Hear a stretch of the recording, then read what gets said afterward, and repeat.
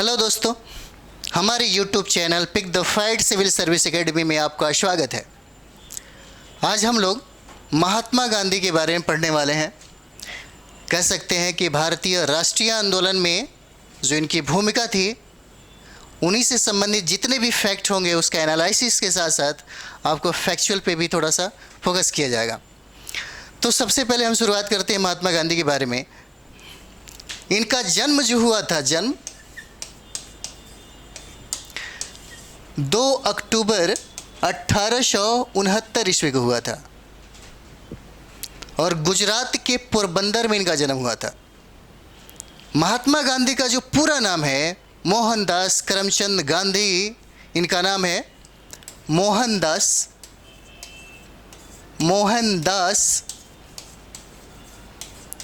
करमचंद गांधी।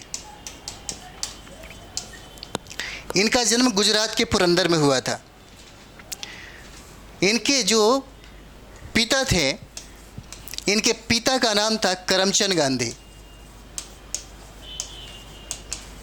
गांधी और इनके माता का नाम था पुतलीबाई।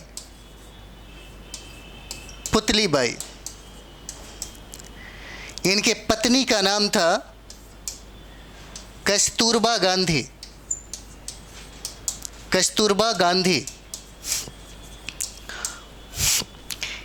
इनके 4 पुत्र थे।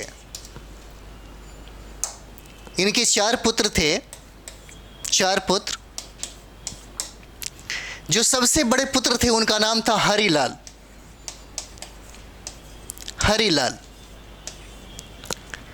उसके बाद जो दूसरे पुत्र थे उनका नाम था मनीलाल और तीसरे पुत्र थे उनका नाम था रामदास और चौथे पुत्र थे उनका नाम था देवदास नाम था। 4 पुत्र में सबसे बड़े पुत्र थे इनके हरिलाल। महात्मा गांधी के 4 पुत्र का नाम कितना खूबसूरत है, हरिलाल, मनीलाल, रामदास, देवदास। कहा जाता है कि 1888 ईस्वी में ये ब्रिटेन चले गए ताकि वहाँ पे ये वकालत की पढ़ाई कर सके और ये बैरिस्टर बनने के लिए ही ब्रिटेन गए थे। लेकिन ये वापस लौटते हैं 1891 ईस्वी में। भारत वापस लौटते हैं 1891 ईस्वी में। वापस लौटने के बाद इन्होंने ये सोचा कि शायद हम गुजरात और मुंबई में वकालत शुरू कर सकते हैं और इससे हमारी रोजी रोटी भी चल सकती है। लेकिन महात्मा गांधी जब वकालत शुरू किए तो वो असफल हो गए। इनकी वकालत की डिग्री तो थी लेकिन इनका वकालत नहीं चल पाया। तो बाद में देखते हैं हम लोग 1893 ईस्वी में अब्दुल्ला एंड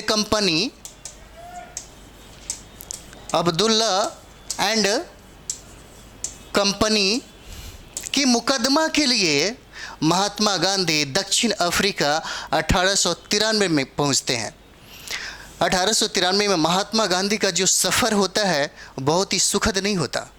वो ज़िंदगी के इतनी मुश्किलों के साथ यहाँ से शुरुआत करते हैं कि जब इनकी कहानी आप देखेंगे तब आपको लगेगा कि अगर शख्स को कोई महात्मा बोला, भारतीय राष्ट्रीय आंदोलन में जो योगदान उनका रहा है, जब भारत भी आते हैं तो भारत की राजनीति भी उनके लिए इतनी आसान नहीं थी। महात्मा गांधी के लिए भारत की राजनीति ही नहीं बल्कि उन्होंने जो प्रयोग किया था दक्षिण अफ्रीका में, उसी प्रयोग के सिद्धांत को, यानी कि सफल हो गई थी उनकी जो प्रयोग, उसी को यहाँ पे भारत में लागू करने की कोशिश किया। लेकिन भारत की राजनीतिक परिदृश्य और भारत की जो दशा और दिशा जो थी बिल्कुल अलग था। महात्मा गांधी के लिए भारतीय राजनीति में प्रवेश करना, समझिए कि यहाँ की जो परिस्थितियाँ थी जिसके वजह से उनको यहाँ पे शामिल होना पड़ा, आप कह सकते हैं। नेक्स्ट हम लोग देखते हैं यहाँ पे 1893 में जब महात्मा गांधी दक्षिण अफ्रीका पहुंचते हैं तो वहाँ पे एक जगह है जिसका नाम है पिट्सबर्ग। एक जगह है पिट्सबर्ग और आपको बता दें, ये रेलवे स्टेशन पे जब उन्होंने फर्स्ट सीट का जो उन्होंने फर्स्ट सेक्शन का जब उन्होंने टिकट लिया था, तो रंगभेद नीतियों की वजह से उन्होंने सबसे ज़्यादा अपमानित यहाँ पे हुआ। कहा जाता है कि महात्मा गांधी को धक्का मार करके यहाँ पे लोगों ने उतार दिया और अंततः उनको तीसरे कैटेगरी के बोगियों में सफ़र करना पड़ा था। और यहाँ पे उन्होंने जो अपमान झेली, यहीं से उनका जो मन बदलता है। नेक्स्ट में हम लोग देखते हैं कि दक्षिण अफ्रीका में कौन ऐसी परिस्थितियाँ थी जिसके वजह से महात्मा गांधी को रहने पे मजबूर हो गए थे। तो यहाँ पे देखते हैं कि जब पिट्सबर्ग में उनका सबसे ज़्यादा अपमान हुआ था। पिट्सबर्ग के बाद वो आगे की सफ़र करते हैं, तो यहाँ पे एक जगह है जिसका नाम है नेटाल प्रांत। यहाँ पहुँचते हैं और यहाँ पे कुछ लोग हैं जिसको गिरमिटिया लोग के नाम से जानते हैं। गिरमिटिया, यहीं पे नाम है गिरमिटिया। और गिरमिटिया के बारे में थोड़ा सा जानते हैं। गिरमिटिया ये भारतीय मूल के मजदूर थे, या ये कह सकते हैं कि ये दास थे, जो साउथ अफ्रीका जब चले गए तो वहीं पे ये लोग बस गए।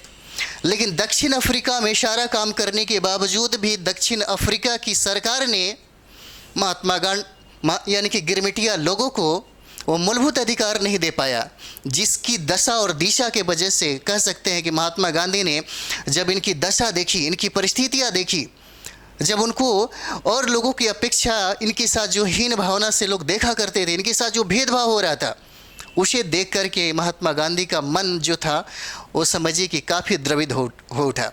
उनको लगा कि नहीं, इनके लिए हमें लड़ाई लड़नी चाहिए। जो रंग भेद की नीति है और इनके साथ जो दुर्व्यवहार किया जाता है, इससे संबंधित ही महात्मा गांधी इनकी आज़ादी के लिए और इनके आंदोलन में शामिल होने के लिए लगभग बहुत वर्षों तक दक्षिण अफ्रीका में रह जाते हैं। यहाँ से फिर देखते हैं 1903 ईस्वी में महात्मा गांधी ने सबसे पहले यहाँ पे नेटाल कांग्रेस की स्थापना किया। नेटाल कांग्रेस की स्थापना की। और यहीं पे एक चीज़ और भी देखते हैं, 1903 में ही इन्होंने इंडियन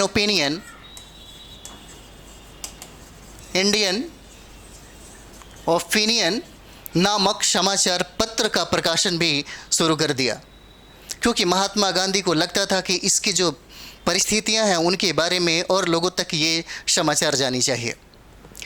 और इन्होंने नेटाल जो कांग्रेस थी, इसकी स्थापना उन्होंने 1903 में किया था।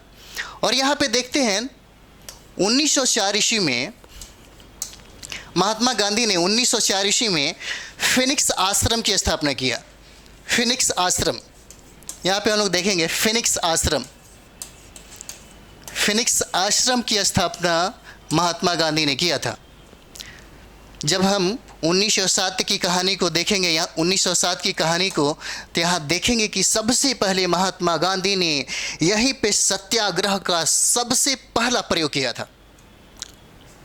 महात्मा गांधी ने यहाँ पे सबसे पहला, यानी कह सकते हैं पहला सत्याग्रह का प्रयोग महात्मा गांधी ने दक्षिण अफ्रीका में 1907 में किया था।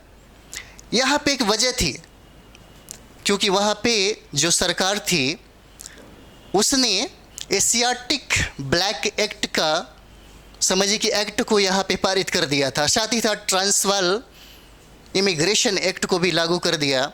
और ये सबसे ज़्यादा भारत में, मतलब भारतीय जो मजदूर थे, जो दास थे, उनके लिए अपमानजनक वाली स्थिति थी।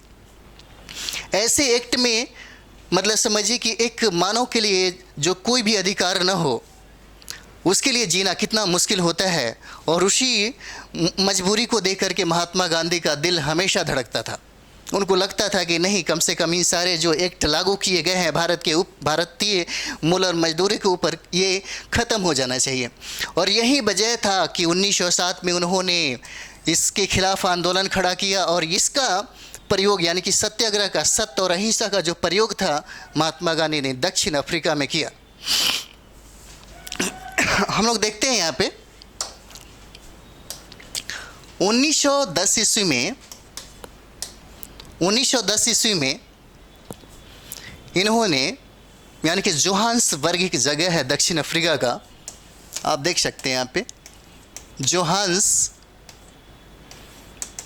में टॉल्स्टॉय आश्रम की स्थापना किया। टॉल्स्टॉय आश्रम की उन्होंने स्थापना किया। और इसके बाद महात्मा गांधी को जो सफलता मिली यहाँ पे, जो उन्होंने जीत दिलाई, इस जीत का प्रचार प्रसार पूरी दुनिया में हो रहा था। तो ज़रा सोच के देखिएगा, 1915 में जब महात्मा गांधी भारत पहुँचते हैं तो महात्मा गांधी के आने के पहले ही भारत में ये काफ़ी प्रसिद्धि पा लेते हैं। प्रसिद्धि पाने का कारण सिर्फ एक ही था, क्योंकि उन्होंने दक्षिण अफ्रीका में जो लड़ाइयाँ लड़ी थी, जो आंदोलन खड़ा किया था, जो उन्होंने जीत हासिल की थी, जो उन्होंने सत्य और अहिंसा के आधार पर जो सत्याग्रह का प्रथम प्रयोग किया था, जिसके सामने अंग्रेजी हुकूमत भी झुक गई थी, इसकी प्रचार प्रसार भारत में इस तरह से किया गया कि कोई ऐसा बंदा है जो हमारा भारत का आदमी है, जो दक्षिण अफ्रीका में भी समझिए कि गुलामी की जंजीरों को तोड़ करके सारे लोगों को आज़ादी दिलाई।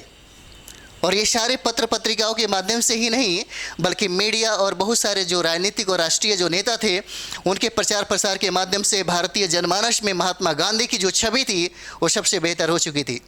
यही वजह था कि जब महात्मा गांधी भारत में पहुंचते हैं तो बहुत सारे ऐसे लोग होते हैं जो उनके सम्मान में और उनके सम्मान में संगठित हो जाते हैं।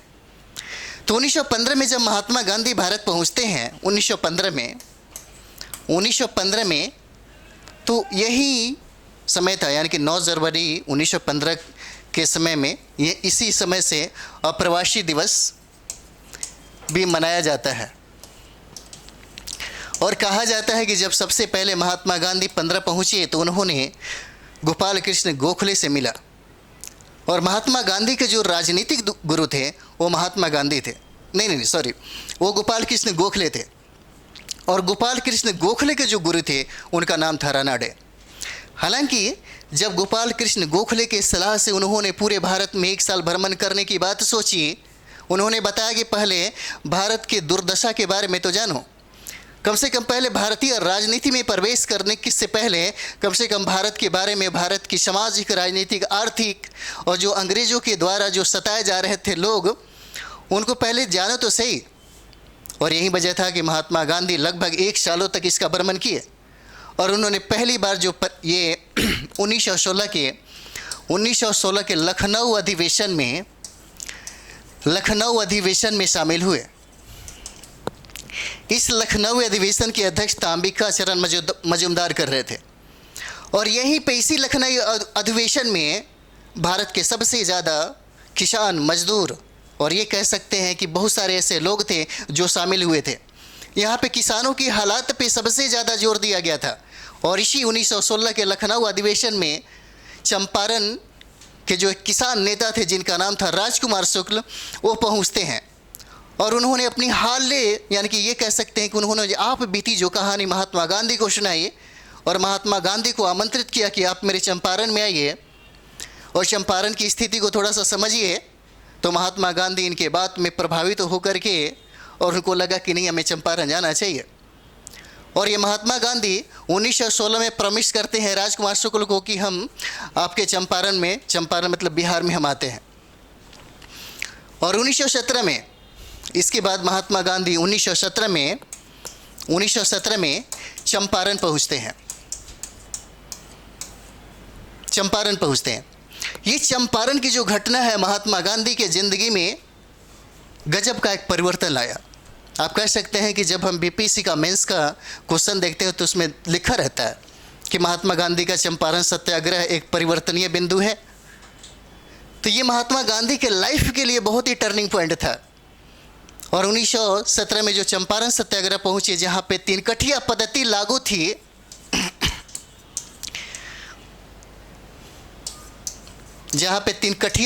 लागू थी, उसके खिलाफ महात्मा गांधी खड़े हो गए। चंपारण पहुंचना भी महात्मा गांधी के लिए एक सुलभ यात्रा नहीं था। उन्होंने बहुत सारा मुश्किलों के साथ चंपारण पहुंचे थे, क्योंकि अंग्रेजी हुकूमत की सरकार कभी नहीं चाहती थी कि, क्योंकि अंग्रेजी हुकूमत भी जानती थी महात्मा गांधी के बारे में कि बंदा कहीं भी जाएगा तो प्रॉब्लम क्रिएट कर देगा। इसलिए देखेंगे कि जैसे ही उनकी यात्रा चंपारण के लिए होती है, उनके लाइफ में, उनके यात्रा में बहुत सारा प्रॉब्लम क्रिएट होने लगता है। तो 1917 का जो चंपारण सत्याग्रह है, ये महात्मा गांधी के जीवन में इस तरीके से परिवर्तन लाया कि ये सारा प्रयोग जो महात्मा गांधी ने चंपारण में किया था, वो आने वाले इनके जितने भी आंदोलन है सब में दिखेगा। तो हम महात्मा गांधी का जो एपिसोड है 1, 2, 3, 4 करके, मतलब 15-20 मिनट में आपको 15-20 मिनट का जो एपिसोड होगा उसमें आपको बताएंगे, और पूरे डिटेल्स में कोशिश करेंगे आपको कि हर एपिसोड में आपको बेहतर चीज़, मतलब फैक्ट हो, एनालिसिस हो, ये सारा चीज़ें आपको मिले। तो आप कृपया करके मेरे चैनल को सब्सक्राइब करें, शेयर करें, कमेंट्स कम से कम करें, ताकि आपको क्या चाहिए।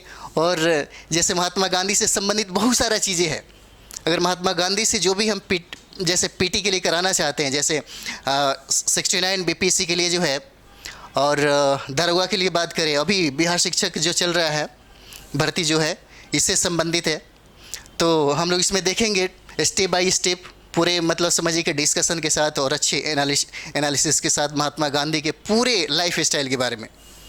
Thank you.